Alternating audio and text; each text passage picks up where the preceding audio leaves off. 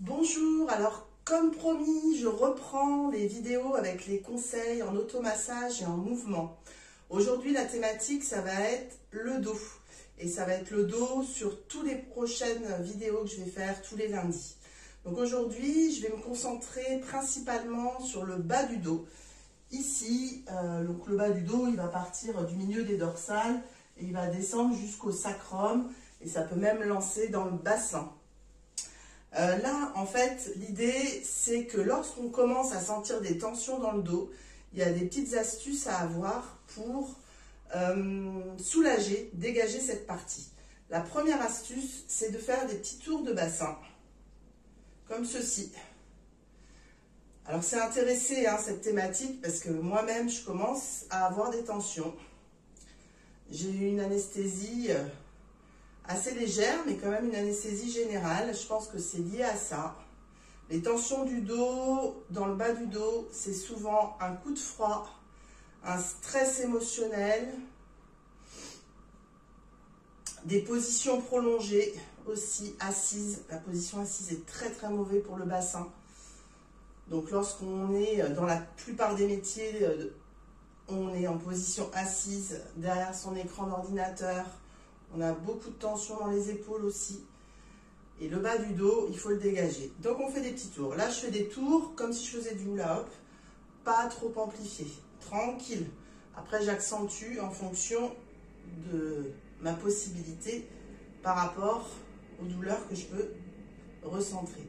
L'idée, c'est vraiment de tout relâcher, de se concentrer, d'imaginer que le sacrum, cet os plat où il y a les 6 trous sacrés, d'imaginer que ce sacrum qui est assez rigide se libère, devient un peu plus mou, un peu plus détendu, comme de la pâte à modeler, ce qui n'est pas du tout son cas, mais voilà, on visualise ça, on visualise et on détend. Ensuite, on va pouvoir appliquer les mains sur le sacrum. Donc c'est facile, le sacrum, il est... on ne va pas aller dans les points, parce que l'idée, c'est vraiment de soulager. On continue les petits tours. Et ensuite, on va pouvoir glisser. Donc là, moi, j'ai des tensions, clairement. On a des petits ligaments qui sont attachés derrière. On peut monter jusqu'à la crête iliaque. Donc la crête iliaque, elle est au niveau de la taille. On prend sa taille, comme ça. On glisse les pouces derrière. Et puis, on peut tourner. Ensuite, une fois qu'on a tourné, on peut glisser comme ça. Là où on a des tensions, on s'arrête. On respire profondément.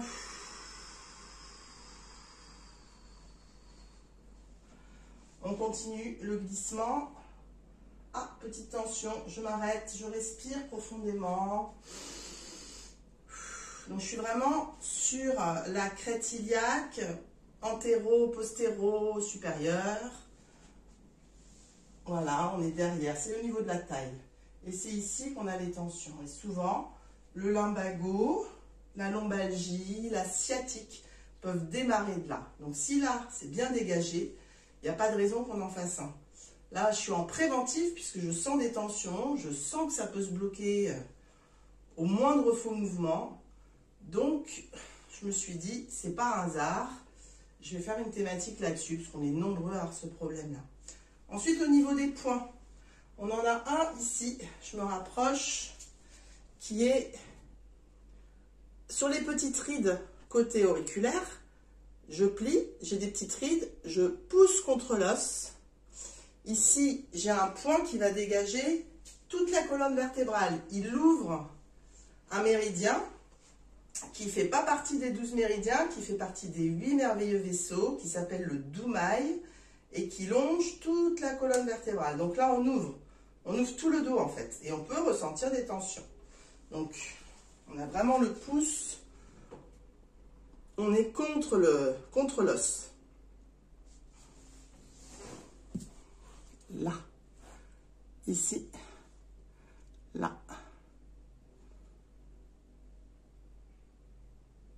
Là, et ici, pareil.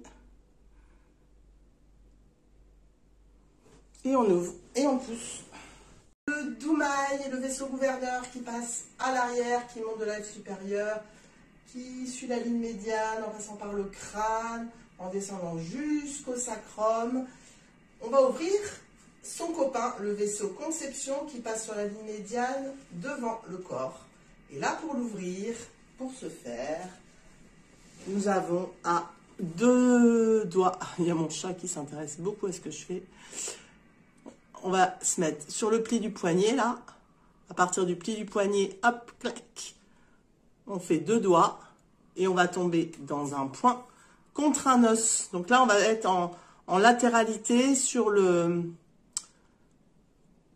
bras. On n'est pas à l'intérieur du bras. On se met légèrement sur le côté. On va tomber sur un os. Tomber sur un os. Et là, l'objectif, c'est d'ouvrir le vaisseau conception, puisque les deux communiquent ensemble. Et puis quand je fais ça, je continue mes petits tours de bassin, parce que ça, on ne le fait jamais assez. Je le fais, je tourne tranquillement. Et plus je libère, plus je peux aller chercher assez loin, devant, sur le côté, derrière. Et je change de sens. Et ensuite, je fais l'autre côté. Et ensuite, ce que je vous invite à faire, c'est à marcher. Parce que comme toute la journée, on est pris, pourquoi j'ouvre les bras, vous pouvez marcher comme ça aussi, hein, mais voilà, ou alors vous dansez aussi, vous faites des petits, voilà, mouvements du bassin. Si on bouge le bassin, forcément, ça se libère. Voilà, ça c'est intuitif aussi. Donc, le bassin, il bouge. En danse orientale, en danse africaine, on fait bouger le bassin. Et surtout, c'est de marcher. Donc, dès qu'on peut aller quelque part à pied, on y va, on n'hésite pas pour libérer le bassin. Merci beaucoup.